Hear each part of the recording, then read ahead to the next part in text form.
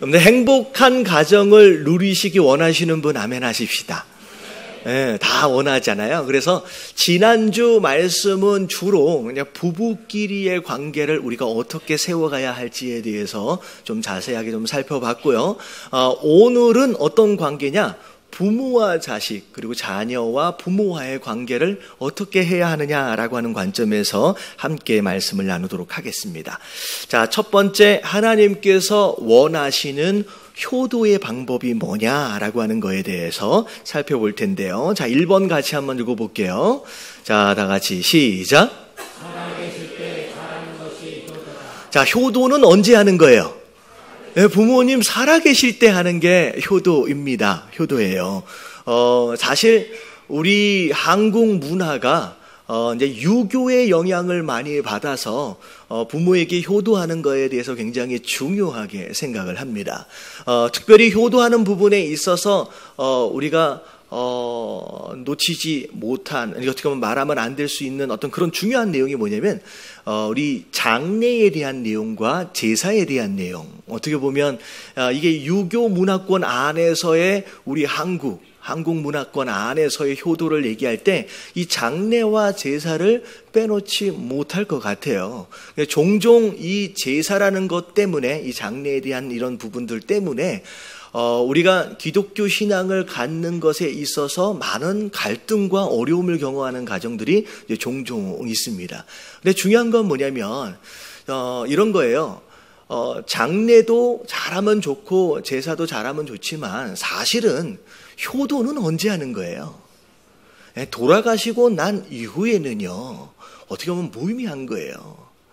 우리가 살아계실 때 효도하는 게 진짜 효도인 줄로 믿습니다. 이런 부모님을 공경하고 섬김에 있어서 돌아가신 이후에 아쉬움으로 섬기려고 하지 마시고, 여러분 살아계실 때 잘 섬기시게 되길 주님의 이름으로 축원합니다. 심지어 성경은 얼마나 효도에 대해서 강조를 하고 있느냐라고 하는 걸 보면 레위기 19장 3절을 보세요. 3절을 보세요. 같이 한번 읽어봅니다. 시작. 너희 각 사람은 부모를 경외하고 나의 안식일을 지키라. 나는 너희의 하나님 여호와입니다. 네, 하나님께서 율법 가운데 굉장히 중요한 율법 두 가지를 선택하셔서 다시 언급하시는데, 여러분 안식일을 지키라라고 하는 명령은 누구와 관련된 그 율법이냐? 하나님과 관련된 율법이에요. 근데 그들 가운데서 자, 부모를 경외하라고 어떻게 보면 인간들 사이에서의 율법 중에서 가장 중요하게 여기시는 게 누구에 대한 내용이냐면 부모에 대한 내용이었다. 근데 여러분 이 말씀을 잘 들여다보세요. 자, 부모를 뭐 하라고 말씀하셨어요? 경외하라고 말씀하셨어요.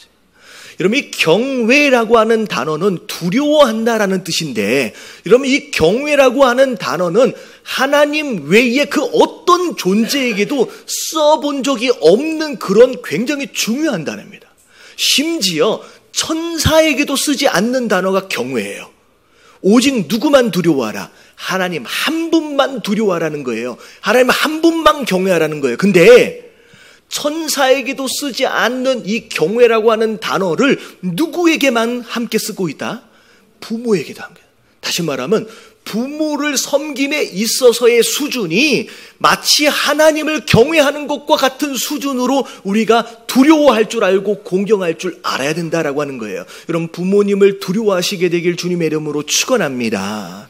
그래서 지금 하나님 그렇게 말씀하시는 거예요. 그래서 여러분 하나님 말씀을 보면 여러분 성경 안에서 와, 이 사람은 진짜 효자인 것 같다라고 여겨졌던 그 사람이 누굴 것 같아요? 효자.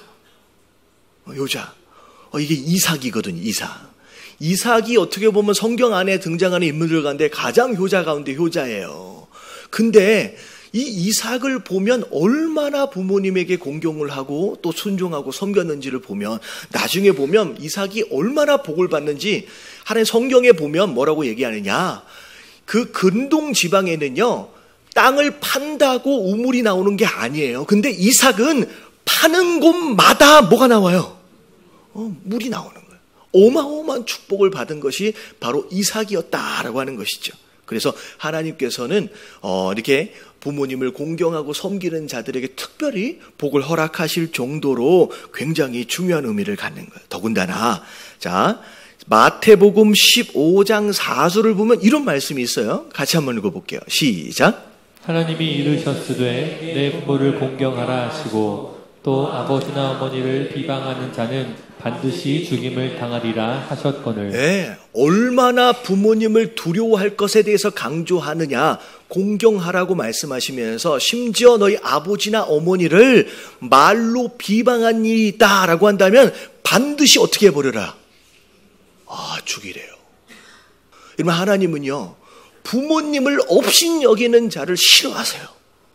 마치 하나님 자신을 업신여기는 것처럼 싫어하신다라고 하는 거예요. 여러분, 부모님을 두려워할 줄 아는 저와 여러분들 되시길 주님의 이름으로 축원합니다. 그런데 언제 하라는 거예요? 살아 계실 때 하는 거예요. 돌아가시고 난 뒤에는 아무런 소용이 없다라고 하는 거예요. 여러분, 깨달아지시길 주님의 이름으로 축원합니다.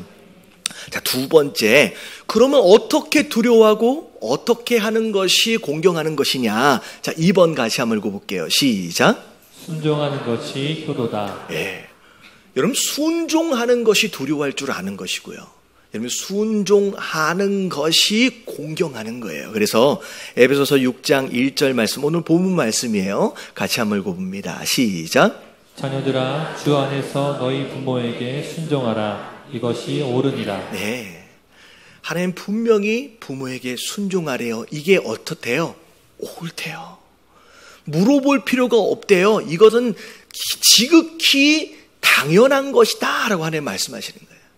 여러분, 부모님들 한번 생각을 해보세요. 본인은 완벽하게 그렇게 살아오진 못하셨어요. 살다 보니까 실수도 많이 하셨고요. 실패도 많이 하셨고요. 살다 보니까 아쉬운 것이 많이 있어요.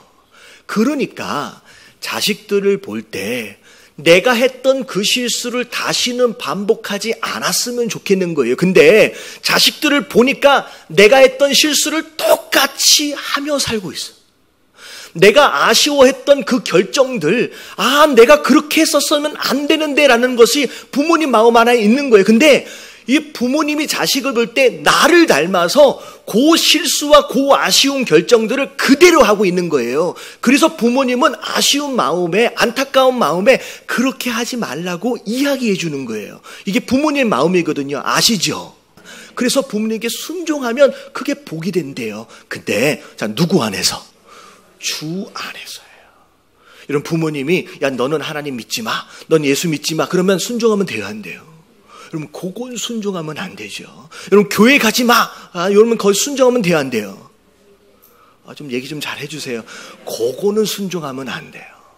여러분, 하나님 말씀이 더 우선인 줄로 믿습니다. 그래서 에베소서 6장 22절부터 3절까지 오늘 본문 말씀 중간을 보면, 자, 다 같이 시작. 내 아버지와 어머니를 공경하라. 이것은 약속이 있는 첫 계명이니 이로써 내가 잘되고 땅에서 장수하리라. 네, 공경하래요. 그게 약속에 있는 첫 번째 계명이다. 이 계명을 지키면 반드시 어떤 것인가가 응답이 있다라고 얘기하는 거예요. 근데 그 응답이 뭐냐면 두 가지예요. 네가 잘 된대요. 그리고 잘 되고 또 뭐 한대요? 장수한대요. 여러분, 이게 이 두 가지 복이 같이 가야 복이에요. 생각해 보세요. 너무 잘 돼. 근데 일찍 죽어버려. 여러분, 이거는 저주지요. 근데 너무 오래 살아. 근데 아무것도 안 돼. 여러분, 이것도 저주예요. 여러분, 이 두 가지 복을 받기 원하시는 분, 아멘 하십시다. 여러분, 그럼 뭐 하래요? 부모님에게 순종하래요. 공경하래요. 여러분, 깨달아지시길 주님의 이름으로 축원합니다. 이게 우리에게 하나님이 약속하신 굉장히 중요한 계명이다라고 말씀하신. 자, 그리고 자, 마지막 효도에 대해서 3번을 말씀을 드릴게요. 자, 다 같이 시작. 의롭고 지혜롭게 사는 것이 효도다. 네. 갑자기 뜬금없이 웬 의롭고 지혜롭게 왜 이게 나왔느냐? 자, 잠언 23장 24절을 보면 같이 한번 읽어볼게요. 시작. 의인의 아비는 크게 즐거울 것이요 지혜로운 자식을 낳은 자는 그로 말미암아 즐거울 것이니라. 그러면 효도는 부모님을 즐겁게 해드리고 부모님에게 기쁨을 드리는 게 효도예요. 그렇죠. 근데 어떻게 할 때 부모님이 기뻐하시느냐? 자, 먼저 뭐가 되어라? 의인이 되래요. 여러분, 이 의인이라는 것은 착한 사람이 되라는 얘기일 수도 있지만, 여러분 성경적으로 이야기를 하면, 자, 누구의 뜻 안에서? 하나님 뜻 안에서 정직하고 성실하게 살아가는 사람이 바로 의인입니다. 자, 이런 의인 되어진 자녀가 부모님을 기쁘게 해드린다는 거예요. 자, 생각해 보세요. 자, 아들이 하나 있는데 얘가 제대로 직장을 안 다녀. 네. 맨날 직장 가면 한두 달 안에 그냥 그만둬. 그러고 나서 이상한 사람들이랑 막 어울려 다니지만 아버지한테 하는 얘기가 뭐냐면, 아버지, 인생은 한 방입니다. 좀만 기다리세요. 제가 대박 날 것 같아요. 곧 제가 여행 보내드릴게요. 여러분, 이런 자식 부모님이 기뻐하십니까? 이게 잘 안 되는데. 여러분, 이런 자식은요, 아무리 중간중간 용돈을 벌어다 준다라고 할지라도 부모님 마음을 근심하게 해드리는 거예요. 여러분, 이건 부모님을 기쁘게 해드리는 자녀가 아니다는 것. 여러분들 스스로 그런 사람이 되면 안 되고요. 여러분, 우리의 자녀를 그런 사람으로 만들어서는 안 되는 줄로 믿습니다. 마음의 근심과 걱정이 떠나갈 날이 없는 거예요. 그래서 의인이 되어질 때 그때 부모님이 기뻐하신다, 즐거워한다는 거예요. 자, 그 다음에 두 번째, 자, 어떤 자식? 지혜로운 자식. 여러분, 지혜롭다라고 하는 것은 똑똑한 자식을 의미하는 게 아니에요. 자, 지혜라고 하는 것이 어디에서 나오느냐? 자, 솔로몬이 하나님께 기도했어요. 하나님, 저는 어린 나이에 왕이 됐어요. 저는 아무것도 몰라요. 하나님, 나를 도와주세요 라고 기도하면서 하나님께 구한 것이 있어요. 그게 뭐였을까요? 여러분, 지혜가 아니었어요. 여러분, 잘 보세요. 성경을 잘 보면 하나님, 저에게 지혜를 달라고 구한 게 아니었어요. 하나님, 저에게 무슨 마음을 주세요? 듣는 마음을 주시옵소서. 그랬더니 하나님이 뭐라고 응답하셨느냐? 그래, 내가 뭘 줄게? 지혜를 줄게요. 다시 말하면 지혜는 머리가 똑똑한 걸 의미하는 게 아니라 어떤 마음이에요? 듣는 마음이 지혜예요. 여러분, 젊은 사람들은 말하는 걸 좋아해요. 근데 하나님 뭐라고 말씀하시느냐? 오히려 지혜로운 자는 입을 많이 사용하는 게 아니라 뭘 많이 사용하는 사람? 듣는 걸, 귀를 많이 사용하는 사람. 누가 뭐라고 얘기하든 마음의 문을 열고 새겨두를 줄 아는 바로 그런 자식이 여러분 진짜 부모님을 기쁘게 해드리는 자녀다라고 하는 거예요. 그게 지혜다라고 하는 거예요. 여러분, 깨달아지시길 주님의 이름으로 축원합니다. 두 번째, 성경적인 자녀 양육이 뭐냐는 거예요. 성경적인 자녀 양육. 자, 이 본문 말씀 마지막 4절을 보면 자, 이런 말씀이 있어요. 자, 다 같이 시작. 또 아비들아, 너의 자녀를 노엽게 하지 말고 오직 주의 교훈과 훈계로 양육하라. 자, 성경적으로 우리의 자녀를 어떻게 양육해야 되는지에 대해서 두 가지로 설명을 하고 있는데, 자, 첫 번째가 뭐냐? 자, 다 같이 한번 읽어볼게요. 시작. 자녀를 화나게 하지 말라. 그럼 부모 되어진 자로서 자녀를 뭐하게 할 수 있어요? 화나게 할 수 있다는 거예요. 자, 오늘 4절 말씀을 보면 너희 자녀를 노엽게 하지 말래요. 특별히 누구? 또 누구라 그랬어요? 아비들아. 그러니까 부모 되어진 자로서, 특별히 아버지 되어진 자로서 자녀에게 화를 내도록 만들 수 있다는 거예요. 자, 어떤 경우냐? 자, 제가 두 가지로 설명을 드릴게요. 첫 번째, 자녀를 화가 나게 만드는 첫 번째 이유는 다 같이 시작. 약속을 지키지 않는 부모. 네. 그럼 부모 되어진 자로서 자녀를 가르칠 때는 뭘 요구해요? 약속을 지키라는 거예요. 그렇게 가르치잖아요. 근데 정작 그걸 가르치고 있는 부모는 자녀와의 약속을 지켜야 안 지켜요? 안 지켜요. 항상 어떻게 보면 자녀와 한 약속은 오늘은 이번 주는 바빠라고 하는 이유로 인하여서 밥 먹듯이 어겨간다는 거예요. 그랬을 때 자녀는 굉장히 힘들어요. 화가 난다는 거예요.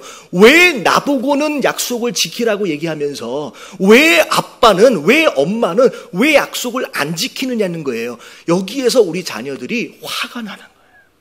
여러분, 그 안에서 무슨 일이 벌어지느냐? 자녀와 부모와의 관계 안에서 신뢰가 깨어져 버립니다.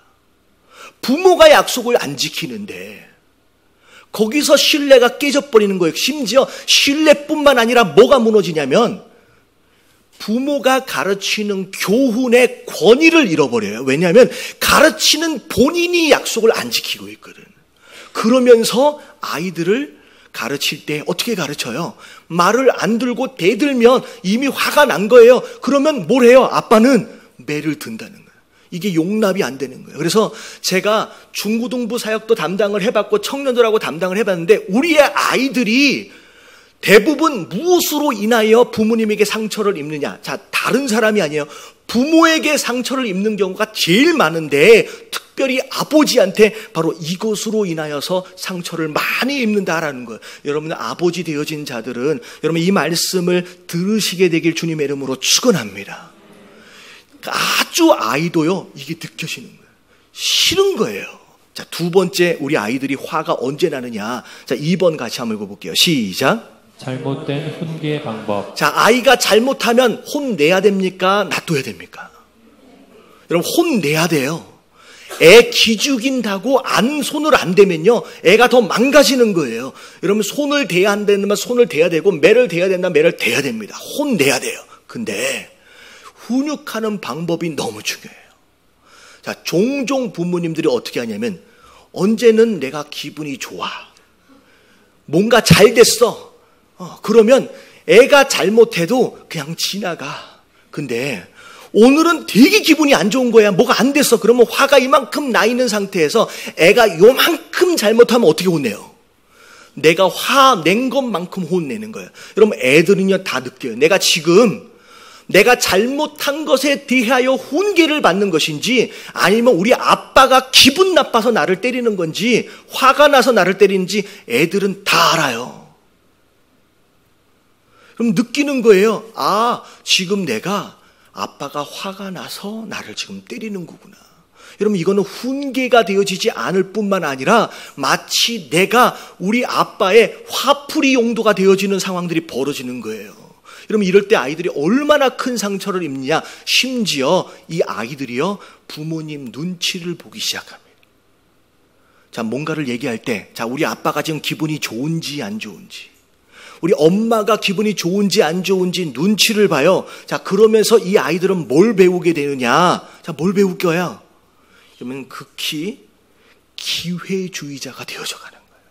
사회를 살아가면서 무엇이 옳고 무엇이 그런가에 대한 기준을 가지고 살아가는 애가 아니라 누구의 기분에 맞춰줘야 하느냐라고 하는 것이 기준이 되어서 잘못된 기회주의자를 우리가 스스로 부모되어진 자들로서 길러갈 수 있다는 거예요. 여러분, 이런 부모가 되어져서는 안 된다라는 거예요. 여러분, 좋은 부모가 되어지시길 주님의 이름으로 축원합니다. 그래서 너희 부모는 자녀가 화나도록 만들지 말라는 거예요. 여러분, 이것으로 인하여 우리 아이들이 얼마나 많은 상처. 자, 생각해 보세요. 제가 서론에서 이야기한 것처럼 자녀를 낳고 기르는 건 보통 일이 아니에요. 얼마나 많은 수고와 얼마나 많은 희생이 따라왔는지. 근데요, 제가 언젠가 어떤 책의 제목을 보니까 제목이 뭐였냐면요, 자녀들에게 복수당하는 부모님들이라는 책이 있었어요. 그렇게 헌신하고 수고해서 자녀를 길러놨는데 나중에 이 자녀가 내가 잘못 기른 그것으로 인하여서 나를 향하여 뭐 한다는 거예요? 복수한다는 거예요. 여러분, 이런 일들이 일어나면 안 돼요. 여러분, 우리 가정에서는 그런 일이 일어나서는 안 되는 줄로 믿습니다. 그래서 아이들이 화나도록 해서는 안 된다라고 얘기하는. 자, 두 번째. 자, 2번 같이 한번 읽어볼게요. 다 같이 시작. 하나님의 말씀이 삶의 기준이 되게 하라. 자, 뭐가 삶의 기준이냐? 여러분, 하나님의 말씀이에요. 많은 부모님들 중에 자기의 인생관과 자기의 가치관을 우리 아이들에게 심어주려고 애를 쓰는 사람들이 있는데, 자, 생각해 보세요. 여러분, 아이를 낳을 때가 우리가 30대예요. 우리가 40이에요. 우리가 50이에요. 여러분 30년, 40년, 50년 살아봤자 여러분 인생을 다 안다고 얘기할 수 있을까요? 여러분 아니에요. 심지어 70, 80, 90되어져서 눈을 감는 그 시점에서도 아 이게 아니었구나 라고 눈을 감는 게 인생의 모습이에요. 근데 뭘 대단하게 내가 인생을 다 아는 것처럼 우리 아이들한테 내 가치관과 내 인생관을 심어주려고 애를 쓰냐는 거예요. 여러분 그게 아니라는 거예요. 우리 아이들에게 필요한 것은 내 생각과 내 기준이 아니라 누구의 말씀이어야 된다. 여러분 하나님의 말씀이어야 한다라는 거예요. 어차피 우리가 가지고 있는 이 가치관은요 10년, 20년만 지나도요 또 바뀌는 거예요. 아 이게 인생이 아니었구나 라고 또 바뀔 거예요. 근데 그걸 우리 아이들한테 심어주면 똑같은 실수를 반복하게 하는 거랑 마찬가지다는 거예요. 여러분 아이들에게 내 생각을 심어주려고 하지 마시고 하나님의 말씀을 가르치고 심어주시는 저와 여러분들 되시길 주님의 이름으로 축원합니다. 그래서 오직 뭐라고 얘기해요? 주의 교훈과 훈계로 양육하라 라고 말씀하시는 거예요. 여러분 부모 되어진 자로서 여러분 자녀 되어진 자들을 양육하고 훈련하는 게 쉽지 않습니다. 근데 이 말씀대로 해보라는 거예요. 제가 마지막 한 말씀만 더 드릴게요.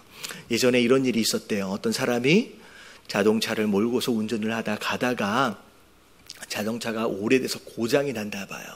그래서 차 길 옆에 세워놓을 수밖에 없었고 연기가 풀풀 나는데 어떻게 할까 당황하고 있는데 갑자기 검정색 긴 리무진 한 대가 딱 옆에 와서 서더라는 거예요. 누군가 왜 옆에 서지? 근데 뒤에서 딱 어떤 사람이 내리는데 아주 노신사가 양복을 다 갖춰 있고 정말로 누가 봐도 백만장자 천만장자예요. 그런 사람이 갑자기 와서 뭐가 문제가 있나요? 제가 뭘 도와드릴까요? 라고 이야기하는 거예요. 내가 아는 사람도 아닌 것 같은데 왜 이 사람이 나를 자꾸 도와주려고 그러지? 이제 한편으로는 의아하기도 하고 걱정되기도 하고. 근데 그 사람이 그 양복을 딱 벗어 던지더니만 그 먼지를 뒤집어 쓰고 자동차 밑으로 들어가더니만 뭘 이렇게 만지더니만 자 타서 시동 한번 걸어보세요 라고 얘기했더니 시동이 걸리더라는 거예요. 너무 놀라서 너무 감사하고 너무 신기하기도 해서 그래서 얘기를 했어요. 제가 어떻게 보답하면 될까요? 얼마를 드리면 될까요? 아니 상관없대요. 돈 안 줘도 된대요. 그냥 갈라는 거예요. 나중에 물어보니까 그게 누구였는지 혹시 아세요? 여러분 그게 실화인데 여러분 포드 자동차 회사를 만든 헨리 포드라고 하는 그 창업주예요. 근데 그 창업주가 뭐라고 그러냐면 내가 만든 차가 옆에 서 있더라는 거예요. 내가 만든 자동차가 어떻게 해야 돼요? 길을 쌩쌩 달려야 되는데 망가져서 고장나서 옆에 서 있었다는 거예요. 그래서 그걸 견딜 수가 없어서 내가 직접 고치려고 내렸다는 거예요. 근데 그분이 그 헨리 포드는 자기가 설계하고 자기가 만들었기 때문에 너무 잘 알죠. 그냥 간단하게 손 몇 번만 대면 고쳐버리는 거예요. 그러니까 그렇게 쉽게 고치는 거예요. 자 생각해 보세요. 여러분 우리 인생을 여러분 우리의 가정을 설계하시고 계획하시고 만드신 분이 누구예요? 여러분 하나님이세요. 여러분 많은 가정과 많은 인생들이 수많은 역경 가운데 얼마나 많이 망가져 있는지 어떻게 보면 도로를 쌩쌩 달려야 할 인생과 가정들이 지금 다 고장나가지고 길가에 옆에 서 있다는 거야. 근데 하나님 뭐라고 말씀하시느냐? 내가 만든 가정이라는 거예요. 내가 만든 인생이라는 거예요. 그래서 하나님 뭐 해주고 싶으신 거예요? 지금 이 차를 고쳐주시고 싶으신 거예요. 여러분 지금 멀쩡하게 앉아있는 것 같지만요. 여러분 많은 사람들이 가정 안에서 굉장히 많은 상처와 어려움들을 경험하고 있어요. 이미 경험한 사람들도 많고요. 지금도 힘들어가지고 보이지 않는 곳에서 눈물 흘리는 사람들이 얼마나 많느냐는 거예요. 여러분 하나님이 다 아시는 줄로 믿습니다. 그분이 설계하셨어요. 그분이 만드셨어요. 뭐라고 말씀하시냐? 내가 좀 고쳐주겠다라고 말씀하시는. 오늘 이 말씀이 고쳐지는 방법이에요.